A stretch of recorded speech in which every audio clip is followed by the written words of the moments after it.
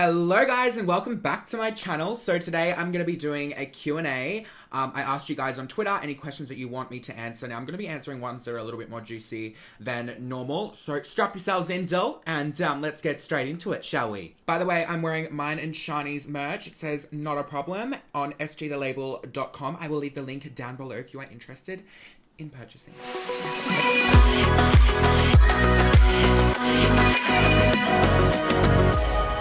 Okay, so I'm just going over to my Twitter right now. If you guys don't follow me on Twitter, what are you doing with your life? No, I'm kidding. I don't really post on there much, but if you want to chat to me, Twitter's like the best way to do it. So I'm just gonna be talking about like things that I've been wanting to answer for quite a while, but I just haven't really spoken about. So the first question I've got is from Aussie-Doll, and she says, how did you first get motivated to start losing weight, and what kind of things did you do at the very beginning? So the way that I got motivated to start losing weight was I saw photos that other people had taken, like, of me or with me, and I was just like, oh my god, like something needs to change about this. Like I can't change the photos that other people take of me. I need to change this. So that's pretty much was just like when I was like, okay, I need to start losing weight and going to the gym. But in saying that, I have been off track for like since I went to Bali, and I've got Coachella coming up, and then I've got Greece and like all these different holidays, and just like it's so hard to like diet when you're on holidays because you just want to drink and eat good food and stuff like that. So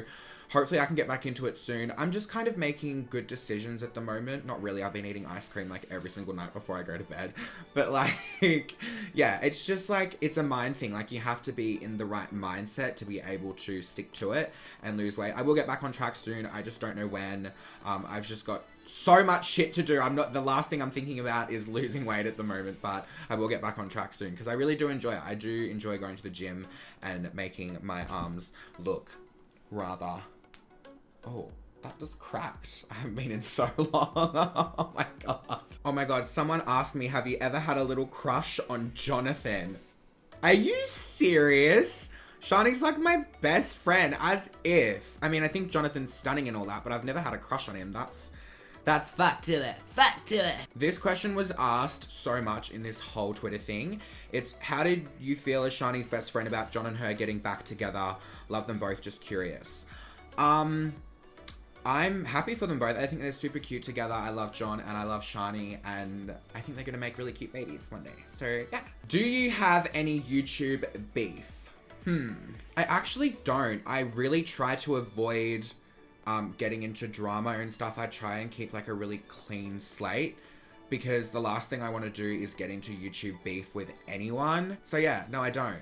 Honestly, like I really don't. I don't have beef with anyone on YouTube. There is a few people that I don't like, just because of things that they've done and just like, you know, indirect tweeting and whatnot, but let's not get into that because it's really none of my business. The next question is, what do you hate about being a YouTuber? Okay, so guys, I get asked this literally all the time, and I love being a YouTuber. Okay, first of all, I love YouTube so much.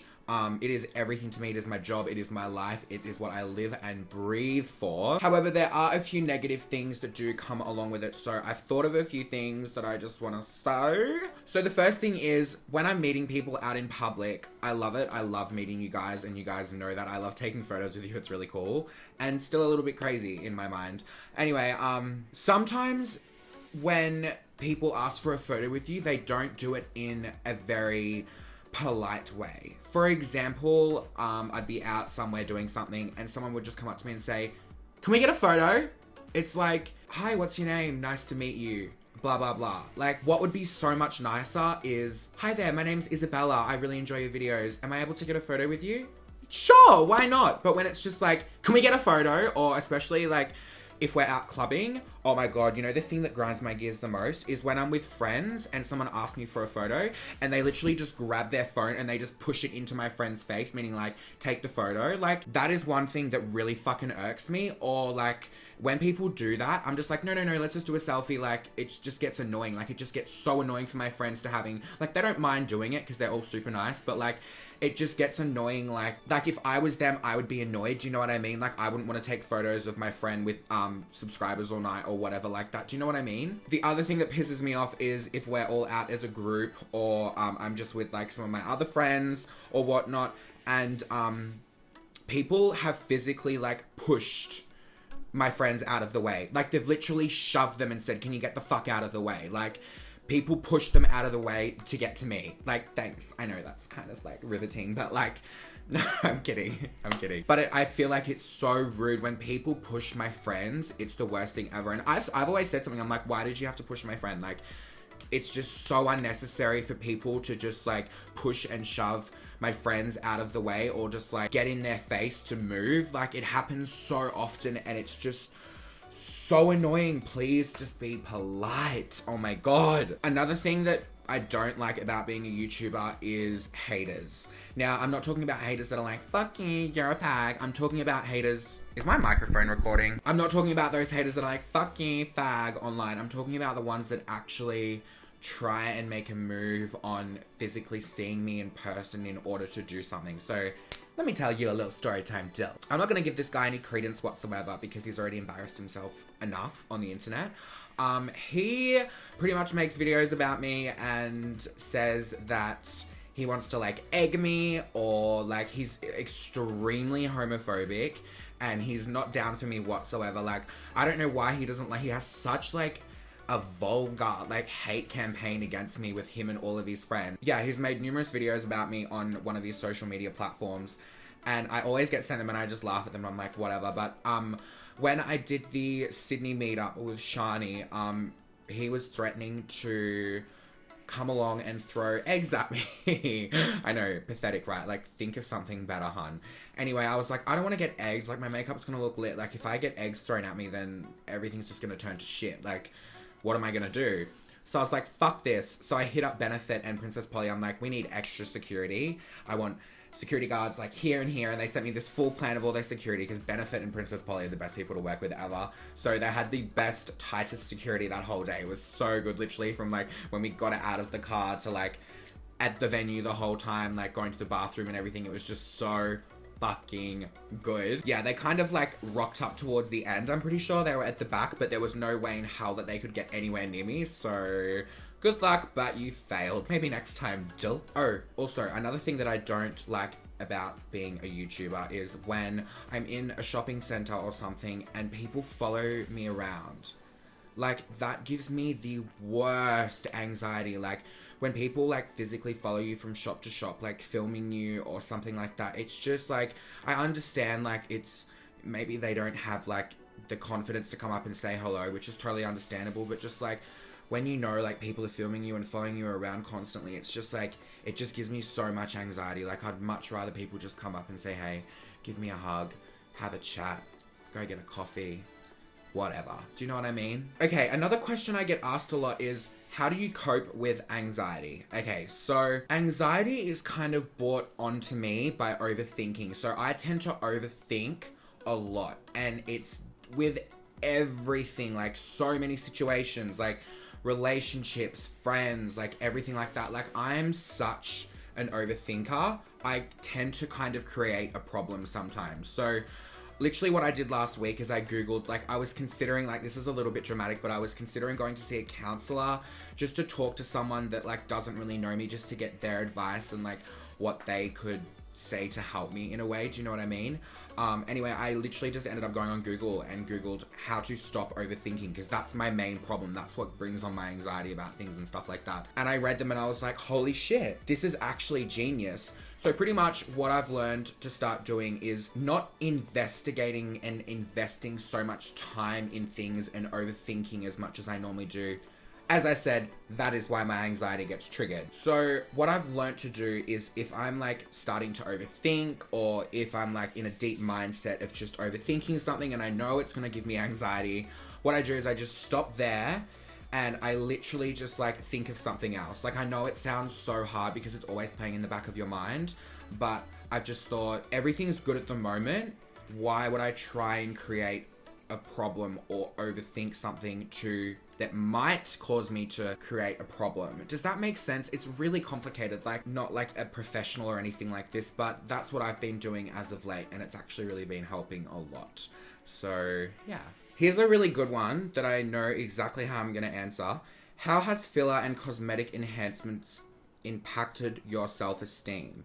And is there anything else you'd like to get done? When I was in primary school, People used to always call me out for having a big nose. Now, the reason why I get my lips done so big, or I make them bigger in photos, is because the bigger my lips are, the more it proportions out my face, meaning it makes my nose look smaller. So when I used to have super small lips, just like no lip filler, my nose used to look huge. But in my opinion, the bigger my lips look, the smaller my nose looks. So that's kind of like where it comes in. I haven't really said that before because it kind of sounds dumb, but honestly, that's what it is. Is there anything else that I would like to get done? I mean, I don't know. Like, a while ago, I was like, yeah, I want to get this done, this done, this done, this done, this done. But I don't know, like, I'm always changing my mind about things. Like, I don't know if I want to get a nose job. I want a Brazilian butt lift. I need a breast reduction. I need full body lipo. Like, I don't know what I want done. There's a lot that I want done, but I just don't have the guts to do it because I fucking hate hospitals and surgery and pain and recovery time. Like, I want to constantly be on the go doing shit. I don't want to be bedridden for 6 weeks with a fucking fake ass. Well, I do, but I don't. Do you know what I mean? The next question is, what is your worst experience out clubbing? Oh my god, you guys, I have the most perfect one to tell you. Okay, so you know a while ago when I first moved to Brisbane and I uploaded a vlog, and at the end of the vlog I said I got food poisoning, went home, and started vomiting all over myself because I ate Twiggy sticks. Does anyone remember that? If you remember that, like, if you come back that far with me, let me know down below because that's so fucking funny if you do. Anyway, so I pretty much just had platters at my house when I'd first just moved to Brisbane. Me and all my friends were going out clubbing and I ate Twiggy sticks. Anyway, so we went out clubbing and then I got into a domestic with one of this friend guy thing, disgusting human that I was seeing, and we got into a fight and I decided to come home because, you know, when you get into a fight with someone, it just completely ruins your night and you just want to leave. Like, that's all you want to do. Like, you can't have fun unless you, like, make up, which you never really do when you're out clubbing because you're drunk and you're just like, whatever. Anyway, I decided to come home, and as soon as I got home, I'm not kidding, 5 minutes after, I was sitting on the toilet, shitting myself, vomiting all over myself, sweating profusely. But it's like, it was like a cold sweat, like a fucked up sweat, like a weird sweat. Like hot but cold. Does that make, I don't know. And I was like, oh my god, I have food poisoning. Now that's what I thought until the other day when my stepsister was down and she's a nurse and we were talking about this situation. She's like, that doesn't sound like food poisoning. That sounds like you got fucking spiked. And I was like, oh my god, it fucking does. Like, that makes so much sense because normally food poisoning kind of builds up over time. It doesn't just hit you like a ton of bricks straight away. Do you know what I mean? Like, I was fine until I got home. 5 minutes in, I was just shitting, vomiting, gagging, sweating everywhere. What makes it even more obvious that I most likely 99.9% was spiked was everybody else ate the Twiggy sticks and didn't get sick. So I'm pretty sure I got spiked that night. And I would love to go back to that date, get the security footage and see if someone slipped something in my drink. Holy fuck. Because if they did, I would fuck them up in court. I would fuck them up with legal fees. I would fuck their whole life and their whole family up. And they would not be able to do anything ever again. It would make so much more sense because I was so sick. Like, I was so fuck, and I don't remember like anything. So yeah, I think I was spiked. Rock on, doll. Just a little word of advice. Always watch your drinks. Don't take your eyes off your drinks. Ever. Because there's some sick people in this world that want to try and kill you. Literally. And the last question I'm going to answer for today is, give us your tea on the Tana Mojo and VidCon beef. Okay, I think VidCon is fucked for doing what they did to her. If you don't know what happened, go watch Tana's video on it. I just think it's fucked. And like, the fact that like other people are coming out saying their experiences with VidCon and how they were shit cunts to them says a lot about VidCon. So I was actually invited to go to VidCon this year, but I'm actually not gonna go anymore just because of the things that I've heard. Anyway, this brings us to the end of today's video yet again, Dill. I hope you guys enjoyed this video. If you did, make sure you give it a massive thumbs up. I love you guys so fucking much, and I will see you all in my next video. Bye! Fucking see ya! Ew!